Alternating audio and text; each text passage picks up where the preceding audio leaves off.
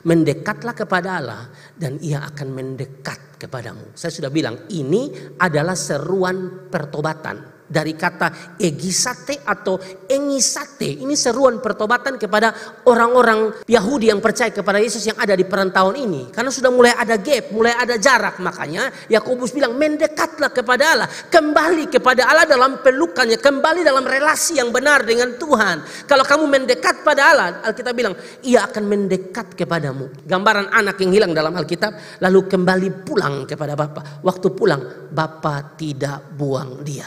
Bapa terima dia. Kalau tidak salah Lukas pasal 15.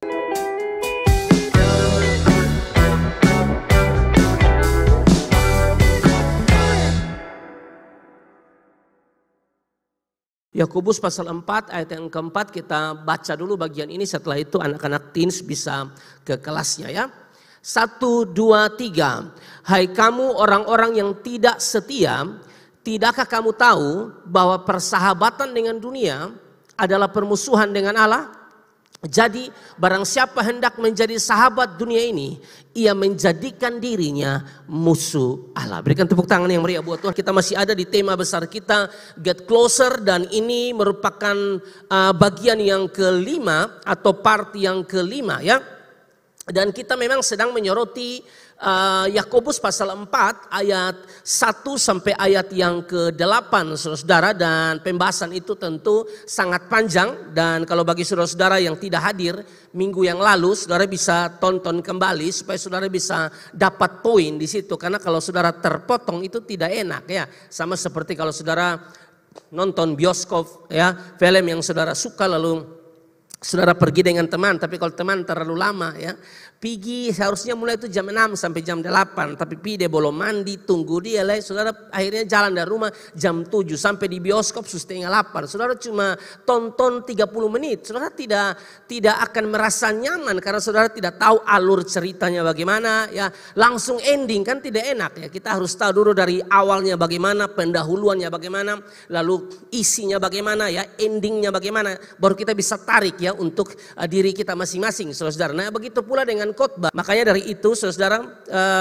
bisa tonton di YouTube-nya Paket ya, Get Closer part 4. Ini membahas seri khotbah Yakobus pasal 4 ayat 1 sampai ayat yang ke-8 ya. Karena tentu kita kalau bahas ini tidak bisa satu kali langsung habis saudara ya. Waktu kita terbatas, bisa juga dirangkum dengan begitu rupa supaya waktunya pas, tapi nanti akan terburu-buru dan kurang enak begitu ya. Lebih baik paket khotbahnya pelan-pelan, ngajarnya pelan-pelan berseri. Jadi kan enak, saudara tidak terlalu paksa menghabiskan materi ini, kecuali memang ada pengkhotbah luar. Nah saudara diberkati dan dikasihi oleh Tuhan Yesus Kristus. 2 minggu kita membahas bagian ini saudara, dan tentu kita sudah membahas minggu yang lalu itu sampai di ayat yang ketiga ya. Yakobus pasal 4 ayat yang ketiga. Nah kita bahas sampai di situ saudara, dan ini masih berkaitan dengan bahaya dari hedon ya, hedonisme atau hawa nafsu saudara. Bahaya dari hawa nafsu, bahaya dari kehidupan hedon saudara, dan ini panjang sekali saudara ya. Mendekat kepada Allah dan ia akan mendekat kepadamu ya. Ini adalah satu seruan pertobatan yang disampaikan oleh Yakobus kepada orang-orang Kristen atau orang-orang Yahudi yang percaya kepada Yesus yang ada di perantauan saudara. Jadi mereka tuh tersebar di luar Israel saudara. Jadi surat ini ditujukan kepada mereka, dan tadi saya bilang bahwa mendekat kepada Allah ini adalah seruan pertobatan, karena memang saudara-saudara Yakobus melihat saudara ya, melihat bahwa memang orang-orang ini 12 suku yang ada di perantauan ini sudah mulai jauh, mulai ada gap dengan Tuhan, mulai ada sesuatu yang membuat mereka itu jauh dari Allah saudara. Itu yang kita sudah bahas selama 2 minggu, dan ini minggu yang ketiga berkaitan dengan Yakobus pasal yang keempat ya saudara. Poin 1 kita sudah bahas soal sengketa perkelahian ya, itu muncul atau sumbernya itu dari hedon. Yang kedua juga melahirkan kekerasan saudara, karena kalau saudara lihat di ayat yang kedua, Di ayat yang kedua kan bilang begini, saudara, ya, kamu mengingini sesuatu tetapi kamu tidak memperolehnya. Lalu kamu apa di situ? Membunuh. Mengingini sesuatu itu karena apa, saudara? Hedonisme itu, saudara, ya. Karena tidak dapat, pada akhirnya membunuh. Membunuh di sini tidak hanya sekedar membunuh secara fisik, tapi juga membunuh secara karakter, saudara. Entah itu kebencian, entah itu gosip sana, gosip sini yang bersumber dari hedon atau hedonisme itu, saudara. Ya, itu sudah juga dibahas ya minggu yang lalu, saudara. Lalu yang ketiga, bagian yang terakhir yang dibahas minggu yang lalu itu adalah hedon ini, atau bahaya dari hedonisme atau hedon atau hawa nafsu ini adalah juga menghalangi doa kita. Itu menghalangi doa kita. Ayat 2b dan ayat yang ketiga. Ayat 2b dan ayat yang ketiga, kamu tidak memperoleh apa-apa karena kamu tidak berdoa. Saya baca tetap dari ayat 2 dari awal saja. Kamu mengingini sesuatu tetapi kamu tidak memperolehnya karena tidak dapat membunuh, tidak dapat iri hati. Ya, saya sudah bilang orang iri hati sama kayak orang yang minum racun dan berharap orang lain yang mati. Orang lain tidak mungkin mati, kamu yang minum, kamu yang mati. Makanya jangan hidup dalam iri hati. Tetapi kamu tidak mencapai tujuanmu, lalu kamu bertengkar dan kamu berkelahi. Nah, ini dari apa semua sumbernya? Dari hedon itu, dari hawa nafsu itu. Kamu tidak memperoleh apa-apa karena kamu tidak berdoa. Atau kamu berdoa juga tetapi kamu tidak menerima apa-apa. Jadi ternyata orang yang dikuasai oleh hedon, hedonisme, hawa nafsu ini, mereka bukan tidak berdoa, mereka juga berdoa, saudara. Tapi saudara lihat di sini, mereka berdoa juga tetapi mereka tidak menerima apa-apa karena kamu salah berdoa. Salah berdoa bagaimana? Karena di sini katakan sebab yang kamu minta itu hendak kamu habiskan untuk memuaskan hawa nafsumu. Jadi tujuan dia berdoa, saudara, bukan menyelaraskan permintaannya supaya sesuai dengan apa yang Tuhan mau, saudara, tapi dia mau waktu dia berdoa Tuhan yang ikut dia, kehendak Tuhan yang ikut dia, bukan dia pun kehendaknya ikut Tuhan pun mau. Nah, ini repot, tidak boleh begitu. Saudara berdoa sampai mati pun, saudara, Tuhan tidak dengar doamu. Sebab yang kamu minta itu hendak kamu habiskan untuk memuaskan hawa nafsumu. Doa yang begini, saudara, Tuhan tidak dengar. Hanya untuk memuaskan diri, saudara.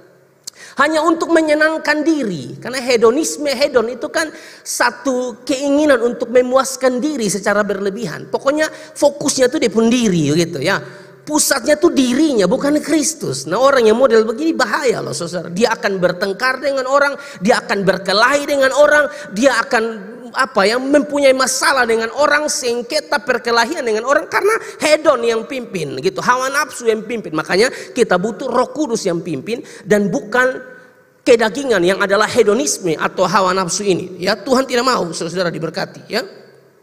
Hawa nafsu membuat doa menjadi egois, bukan lagi mencari kehendak Allah, tapi mencari kehendak diri atau memanipulasi Allah demi kepentingan diri. Doa begini kan Tuhan tidak dengar. Di bagian akhir itu kan saya bilang, saudara, kalau kita berdoa, ending doa kita selalu saudara bilang, jadilah kehendakmu di bumi seperti di sorga. Jadilah kehendakmu. Itu kan saya bilang dalam Matius pasal 6, Matius pasal 6 ayat 10 kalau tidak salah. Matius 6 ayat 10 doa Bapa kami. Datanglah kerajaanmu, jadilah kehendakmu di bumi seperti di sorga. Kalau saudara mau dengar lebih banyak ini, saudara bisa lihat di YouTube-nya Paket, atau besok pagi itu Paket kan siaran di SKFM. Nah, Paket juga lagi khotbah berseri ini. Jadi pas masuknya di poin poinnya jadilah kehendakmu. Nah, jadilah kehendakmu ini penting dalam setiap doa-doa kita. Jadilah kehendakmu seperti pagar pembatas. Kalau saudara ingat, seperti pagar pembatas. Jadi kita tuh berdoa tapi kita tuh tahu, saudara-saudara, bahwa kita tuh tidak bisa paksa Tuhan, saudara. Kita tidak bisa paksa ya kehendak Tuhan tuh ikut kehendak kita, tidak bisa, saudara. Yang namanya kita berdoa, saudara, itu kita tunduk sepenuhnya kepada Tuhan. Tuhan mau buat apa terserah. Dia tahu yang terbaik bagi kita. Amin. Mungkin bagi kita tahu yang terbaik, tapi Tuhan lebih tahu yang terbaik buat kita. Kenapa? Kita ciptaan, Dia pencipta. Dia tahu apa yang terbaik buat kita. Amin, saudara. Makanya penting dalam setiap doa kita ditutup dengan jadilah kehendakmu. Jika engkau berkenan ya Tuhan. Gitu, jangan paksa Tuhan. Gitu. Kamu siapa paksa Tuhan? Tidak boleh. Kau Yesus saja. Yesus yang adalah Allah, Tuhan menjadi manusia. Waktu di Taman Getsemani, dia tidak doa paksa Bapaknya. Tidak, saudara. Dia hanya minta, tapi terakhir juga dia bilang, seturut kehendakmu. Kalau bisa ini cawan lalu daripadaku. Tapi bukan kehendakku, melainkan kehendakmu. 3 kali dia berdoa di Taman Getsemani itu. Dan dia ngomong itu. Maka ia maju sedikit, lalu sujud dan berdoa katanya, ya Bapakku, jikalau sekiranya mungkin, biarlah cawan ini lalu daripadaku. Kalau bisa ini penderitaan ini lalu daripadaku. Tapi saudara lihat di sini. Tetapi janganlah seperti yang ku kehendaki, melainkan seperti yang engkau kehendaki. Kalau kita pun doa mau paksa Tuhan, suruh Tuhan ikut kita pun mau. Kita kayak lebih hebat dari Yesus. Hello, Yesus itu Allah Tuhan ya, yang menjadi manusia, saudara. Dia saja tunduk pada kedaulatan Bapa, apalagi saya dan saudara. Jadi dalam hal doa, jangan paksa Tuhan. Nah memang orang yang suka paksa Tuhan, mau kau kehendak Tuhan untuk ikut kehendaknya, itu kan orang yang dikuasai oleh hedon itu, hedonisme itu, hawa nafsu itu. Makanya doanya begitu. Orang yang doa dipimpin Roh Kudus itu kan saya sukut beberapa waktu yang lalu toh. Berdoalah di dalam roh. Berdoa di dalam roh itu bukan berdoa sambil bahasa roh, bukan. Berdoa dalam pimpinan Roh Kudus. Kalau saudara berdoa dalam pimpinan Roh Kudus, Roh Kudus akan mengarahkan Anda untuk pasti dalam doamu memuliakan Tuhan. Doamu tidak paksa kehendak Tuhan. Yang terbaik deh yang Tuhan mau buat untuk saya. Pasti yang terbaik dong. Tidak mungkin yang tidak terbaik yang Dia berikan bagi saya dan saudara, ya. Jadi itu yang sudah dibahas minggu yang lalu, dan saya percaya bahwa Tuhan akan mengabulkan doa kita kalau kita meminta sesuatu kepadanya menurut kehendaknya, bukan menurut kita. Kalau menurut kehendak kita itu kan masuk pada hedonisme atau hawa nafsu. Paksa dia sambil mati doa, Tuhan tidak mengabulkan, tidak mendengar, tidak menjawab, ya.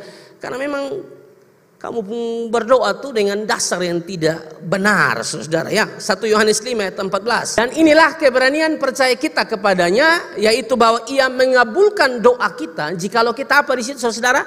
Meminta sesuatu kepadanya menurut kehendak siapa? Kehendaknya.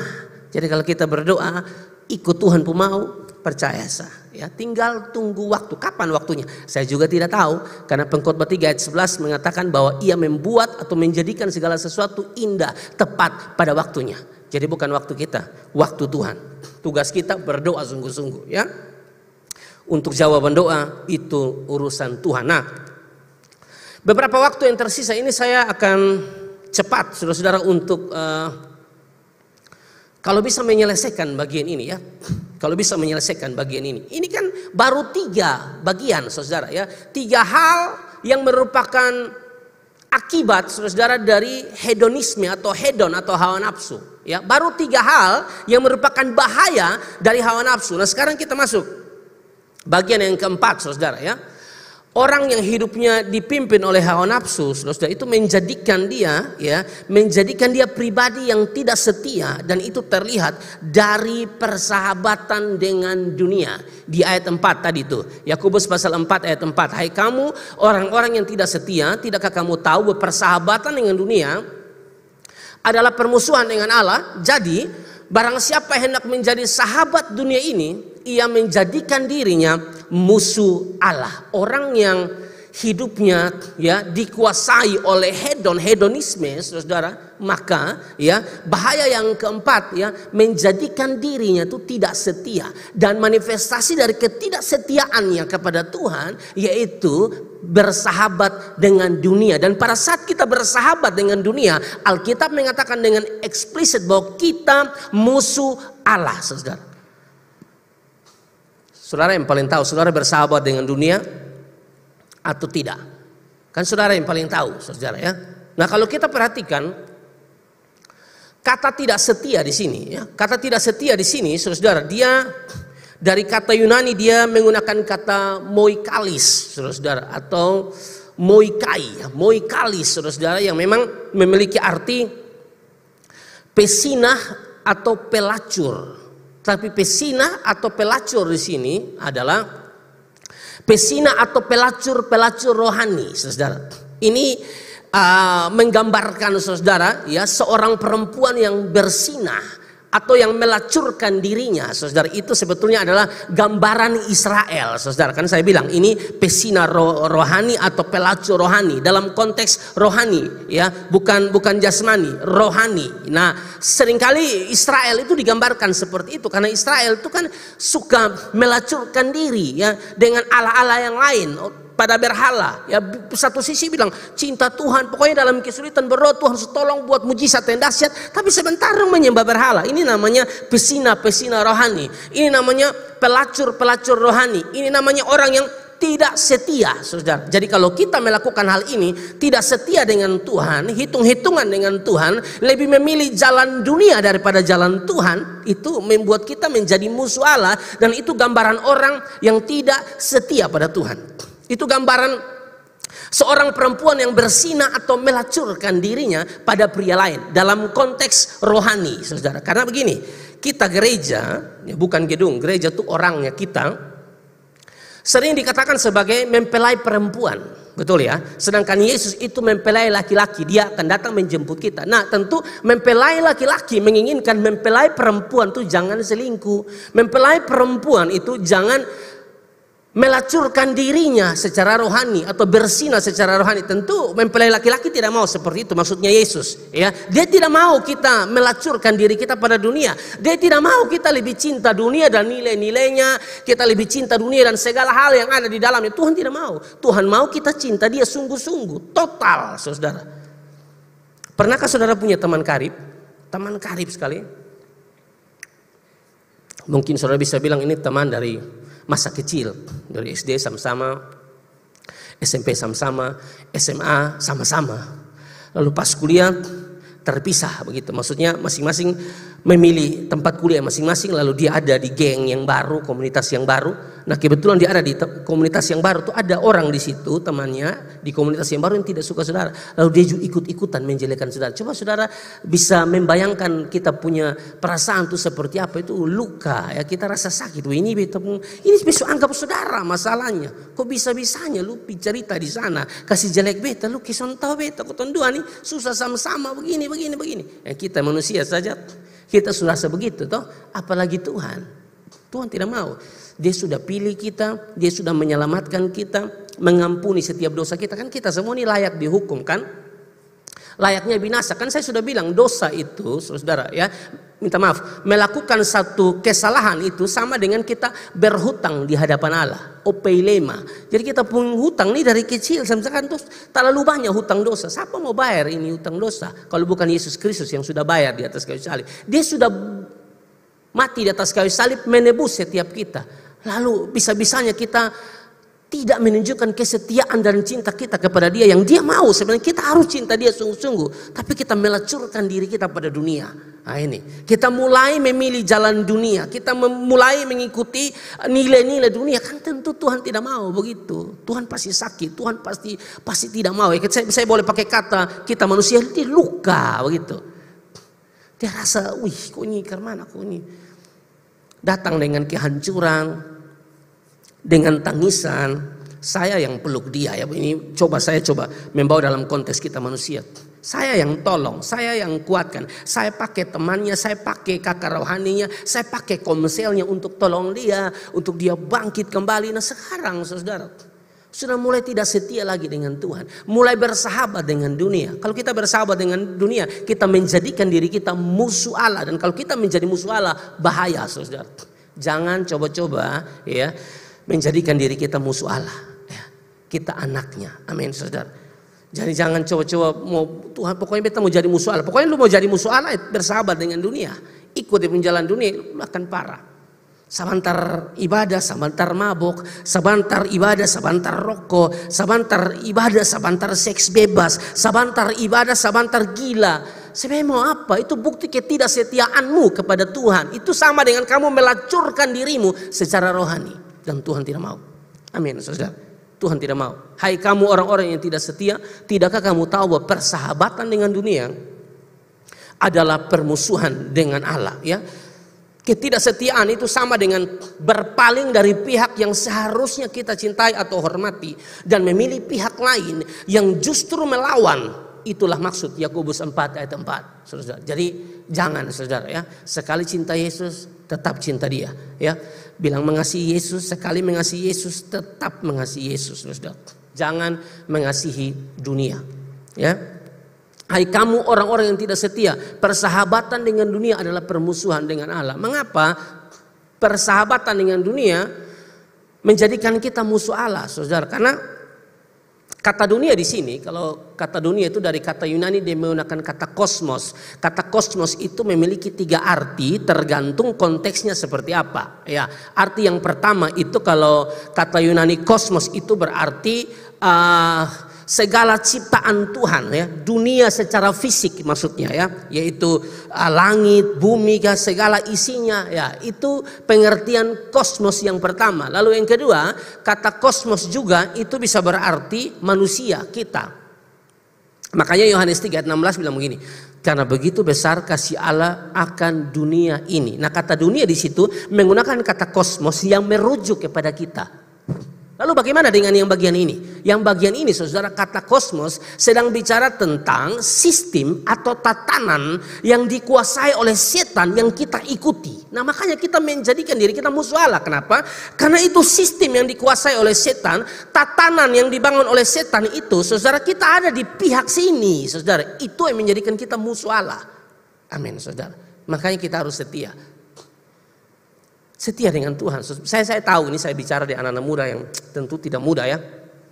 Di luar sana kan banyak yang berusaha supaya kita tuh kalau bisa ya tidak rajin ibadah, tidak rajin melayani ya toh, hitung-hitungan dengan Tuhan. Jangan, saudara, Tuhan terlalu baik. Saudara coba saudara pikirkan saja ya, atau di rumah saudara renungkan saja saudara.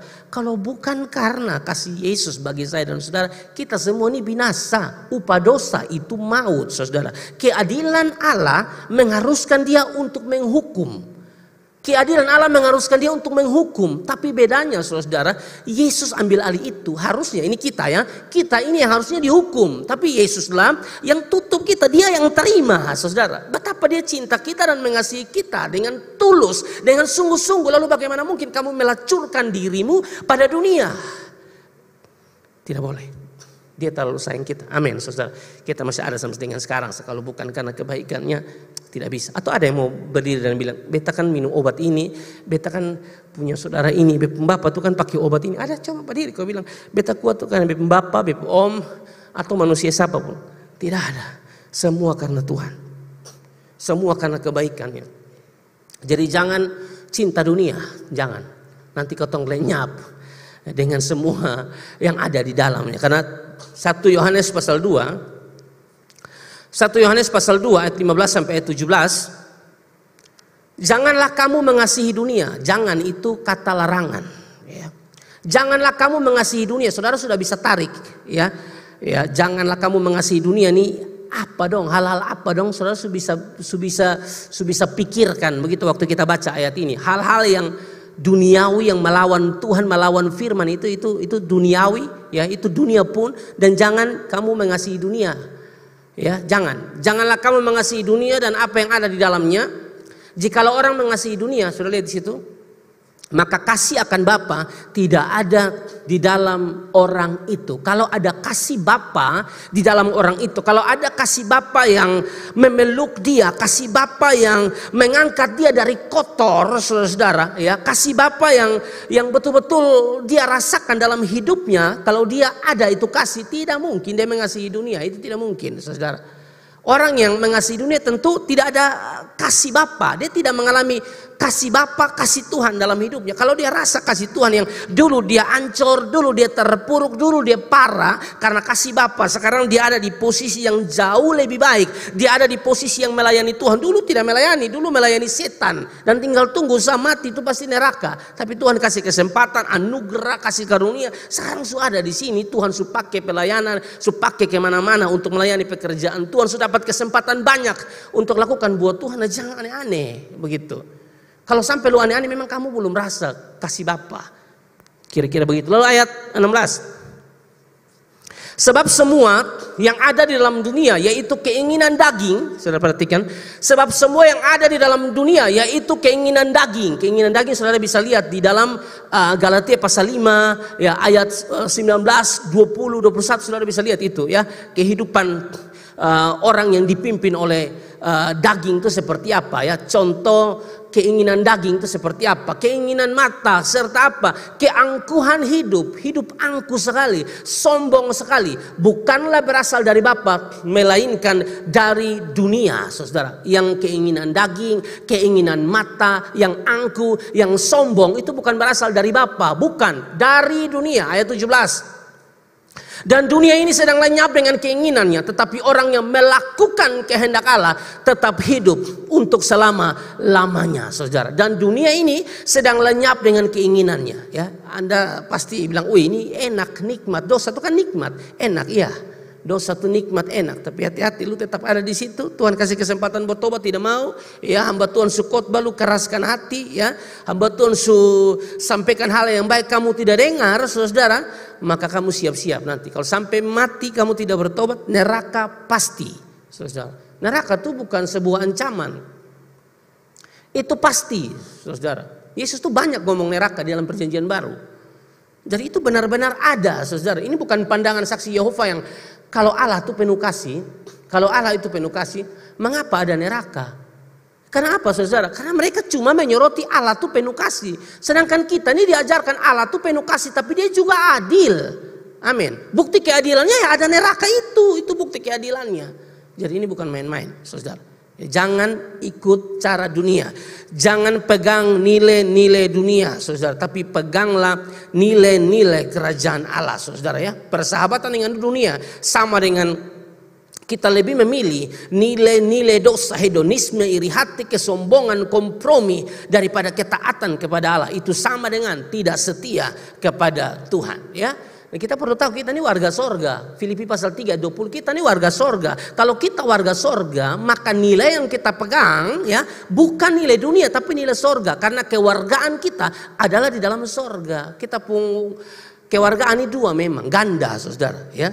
Kita dunia ya, dari dunia ya. Dan yang kedua sorga, saudara ya. Kita ada dalam dunia tapi bukan berarti kita ikut cara dunia, saudara ya. Kita warga negara Indonesia, tapi kita juga warga kerajaan sorga. Nah itu. Jadi kita bersyukur ya buat kebaikan Tuhan yang luar biasa dalam kehidupan kita. Yang kelima, orang yang dipimpin oleh hawa nafsu, hedon atau hedonisme, atau bahaya dari hedonisme atau hedon ini, saudara. Yang kelima ya juga menumbuhkan kesombongan. Orang yang hidupnya dipimpin oleh hedonisme atau hedon itu pasti sombong. Sombong minta ampun. Perhatikan di ayat 6. Ayat 6 dari Yakobus pasal 4 dengan cepat. Tetapi kasih karunia yang dianugerahkannya kepada kita lebih besar daripada itu. Karena itu ia katakan, Allah menentang orang yang mencongkak tetapi mengasihani orang yang rendah hati. Allah tuh saudara menentang orang yang congkak. Jadi berkaitan dengan kesombongan tuh bahasa kasarnya begini ya. Berkaitan dengan kesombongan tuh Allah turun tangan langsung untuk menentang. Jadi kalau saudara sombong ya, saudara tidak berhadapan dengan saya. Saudara berhadapan langsung dengan Tuhan. Tuhan turun tangan langsung. Allah tuh menentang orang congkak, orang sombong, tetapi mengasihani orang yang rendah hati. Nah, orang yang memang dipimpin oleh hedonisme, hedon, saudara, dipimpin oleh hawa nafsu itu memang tidak terlepas dari congkak, angkuh, sombong. Itu banyak sekali saya temukan. Banyak sekali, saudara, ya.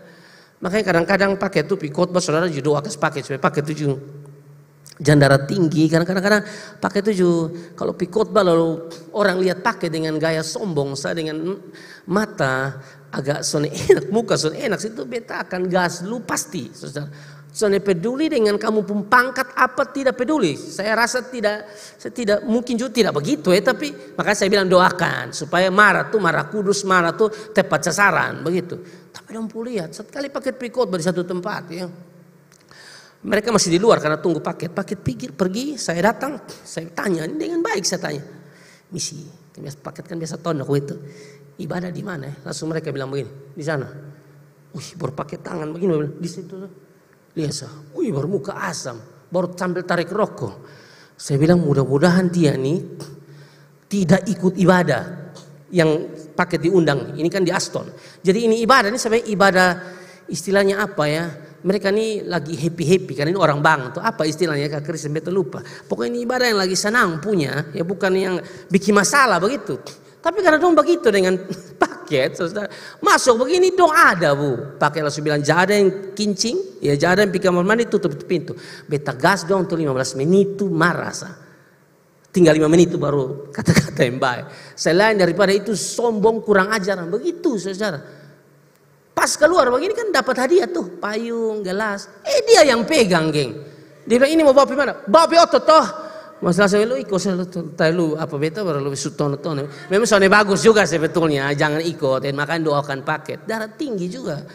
Karena anak sombong mati padahal beta juga lihat ulang-ulang saudara ya. Atau paket khotbah. Itu Riksen yang paling tahu. Dia paling tahu dan semua. Kalau dia suka tawa, itu dia tahu ini ada masalah. Kan biasa Kak Riksen tuh yang pegang kamera untuk rekam. Khotbah ini orang main handphone saudara. Siang bolong jam 12 nih. Baru khotbah tuh 4 kali loh. Terakhir itu di Poltek, capek kan saudara. Ini khotbah yang ketiga, capek betul-betul capek baru main handphone, gas semua.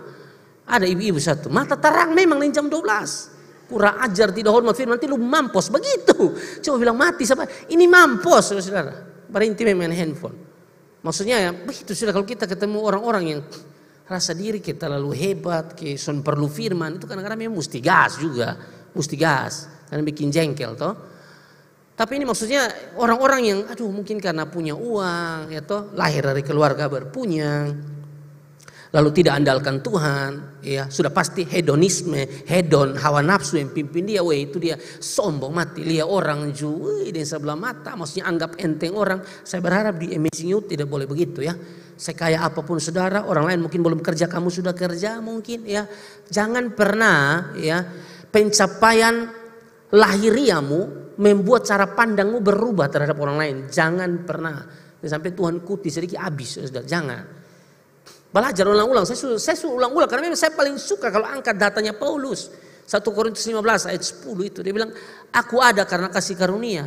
Ya, lalu dia bilang, aku tuh bekerja lebih keras daripada mereka semua. Tapi bukannya aku, melainkan kasih karunia Allah. Aku telah bekerja lebih keras. Memang Paulus kerja keras, mengalami karam kapal, mau dibunuh, dipatok ular, apalagi saudara. Ya, didera, ya, disiksa hanya karena Injil, saudara. Tapi dia bilang di sini, melainkan bukan aku, tapi kasih karunia Allah. Kurang ajar kita bertuhan mau baru berkati sedikit, angkat sedikit kita cara pandang di orang lain tuh cara pandang yang dipimpin oleh hedonisme, anggap orang lain tidak penting lalu kamu lebih hebat. Jangan, kita semua jangan begitu. Kita belajar hormat orang sedikit. Ya semua karena Tuhan. Kemarin dengan satu gembala muda, dia datang di gereja cukup lama. Dia memang mau bercerita dengan paket, jadi tidak tahu dia mau suka cerita dengan paket. Jadi dia ngomong tuh banyak berbagi ini, berbagi itu ya. Jadi saya bilang kayaknya kakak nih punya ekspektasi tinggi di paket gitu. Maksudnya dari segi menjawab mungkin. Karena anak ini pintar, gembala muda ini pintar sekali. Mungkin dia mau saya juga jawab dengan yang pokoknya yang menurut ini kalau bicara. Ternyata saya tidak terlalu memberi masukan yang hebat-hebat, sudah ambil dari buku ini tidak. Saya cuma bilang begini di dia ya, setiasa. Pokoknya Papen setia-setiasa, Pak Gembala setia-setia saja. Begitu. Dikasih pelayanan apa, lakukan dengan sungguh-sungguh, bertanggung jawab. Mau ngomong apa lah ya saudara ya? Mau ngomong apa? Aku semua karena kebaikan Tuhan. Pencapaian apa yang terlalu luar biasa yang paket berani bilang itu karena saya? Tidak ada, semua karena Tuhan. Amin. Dan itu paket omong terus. Paket itu selalu omong, mau bawa kendaraan, mau motor, mau oto, mau pulang khotbah di mana? Saya pakai selalu bilang, lu ini bodoh. Hanya karena kasih karunia Tuhan pakai omong di diri, supaya ini diri, ini jam berontak. Karena kata manusia itu ada di mau berontak, kalau gitu tuh.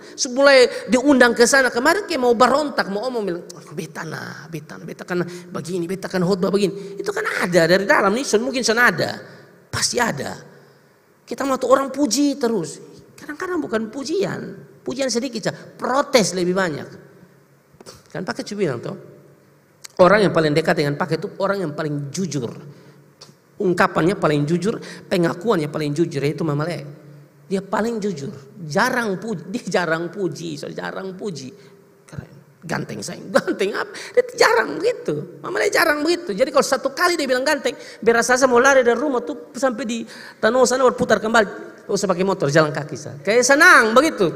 Mau senang karena jarang kan begitu kan, dia bukan tipe orang yang begitu. Kalau bagus ya bagus gitu, tidak bagus ya tidak bagus. Jadi pakai itu banyak dibentuk juga. Salah satunya Tuhan pakai memang gitu.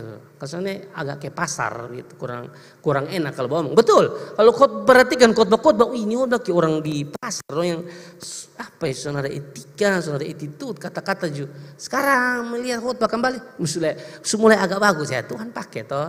Nah kalau pakai dipimpin oleh hedonisme, hawa nafsu, angku, sombong, kan pakai tidak mau dengar istri. Aku tidak mau dengar istri, lu mau pimpin orang negara mana? Tidak bisa. Amin, saudara. Dan juga saudara yang protes, pakai terima. Pernah pakai tolak, lu omong betul. Kalau omong dengar, betul. Terima kasih. Memang baik ya terima toh. Bukan karena lu ketua jadi lu mau dengar lah ya, anggota omong lu sama kehebat. Begitu. Pernah pakai begitu? Tidak, pakai tetap dengar semua. Karena itu pasti Tuhan tuh kalau sampai dia omong tuh Tuhan izinkan dia omong, pasti ada sesuatu yang pesan yang mau disampaikan. Ya, jadi penting bagi kita untuk memahami bagian ini. Hati-hati ya kalau hedonisme pimpin kita, ya itu menumbuhkan kesombongan. Saudara diberkati ya.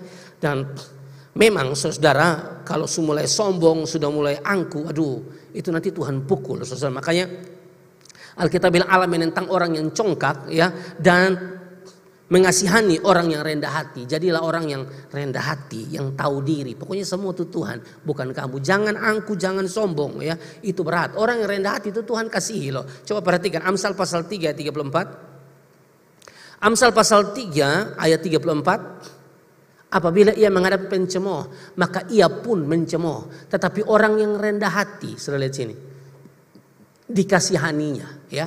Apabila ia menghadapi pencemooh, maka ia pun mencemooh. Itu kepada orang yang sombong dan angkuh, saudara.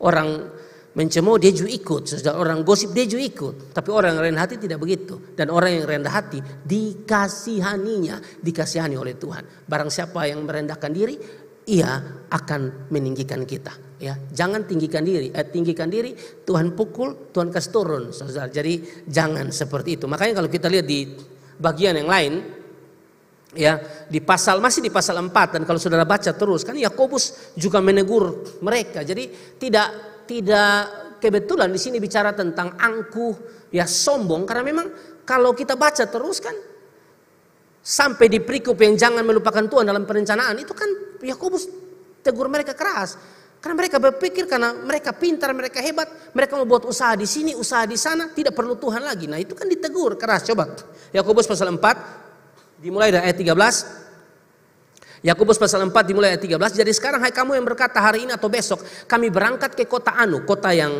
akan dituju, bukan itu kota nama Anu, dan di sana kami akan tinggal setahun dan berdagang serta mendapat untung. Ayat 14 bilang pokoknya kota akan pisah satu kota, berdagang ini. Tidak andalkan Tuhan, kami akan mendapat untung. So sekali. Sedang kamu tidak tahu apa yang akan terjadi besok. Apakah arti hidupmu? Hidupmu itu sama seperti uap yang sebentar saja kelihatan lalu lenyap. 15. Sebenarnya kamu harus berkata jika Tuhan menghendakinya, jika Tuhan berkenan. Ini yang tadi saya bilang di awal tuh.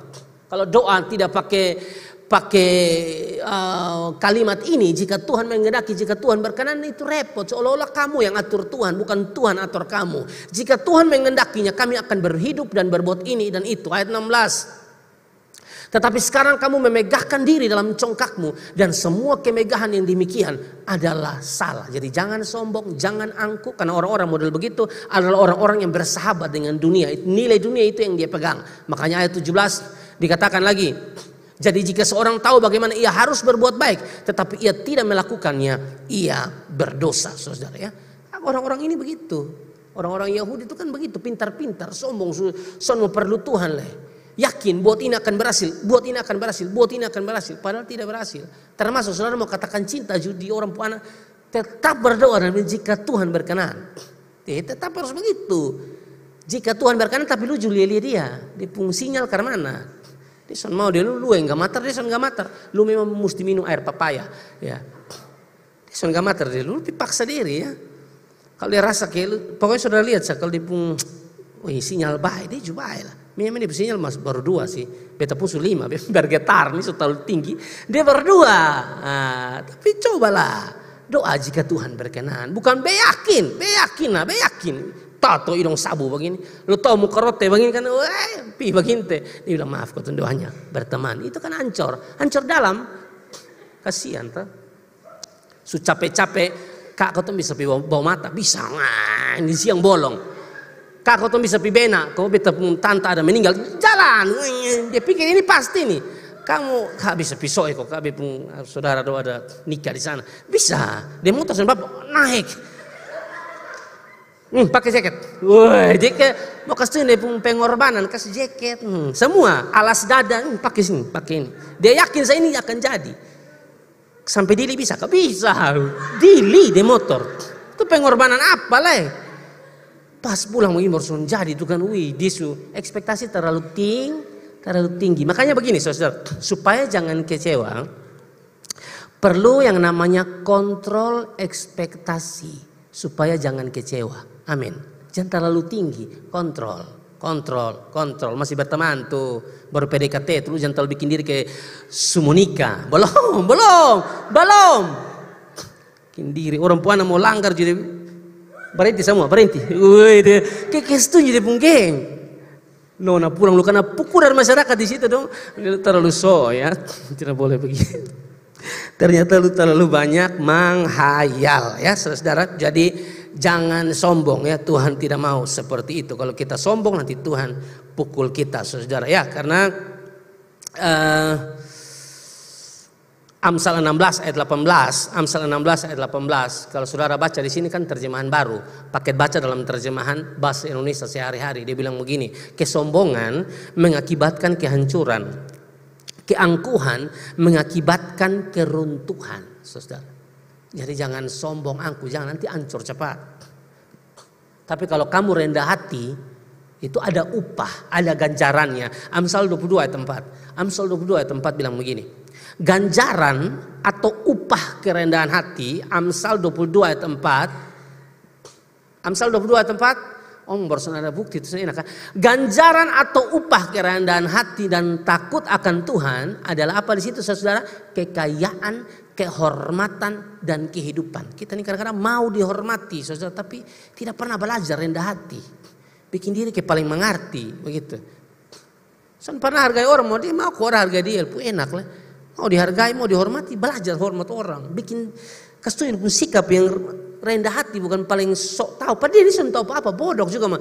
Bikin dia sama kira paling tahu. Orang cerita sedikit dia akan mendominasi satu cerita atau perkumpulan tuh. Dia sudah yang paling geng, semua dia tahu. Mau ngomong apa, politik dia tahu, rohani dia tahu, apa semua dia tahu habis.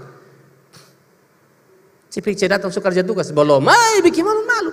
Tugas belum sama ke paket ya, belum kerja beberapa tugas ya.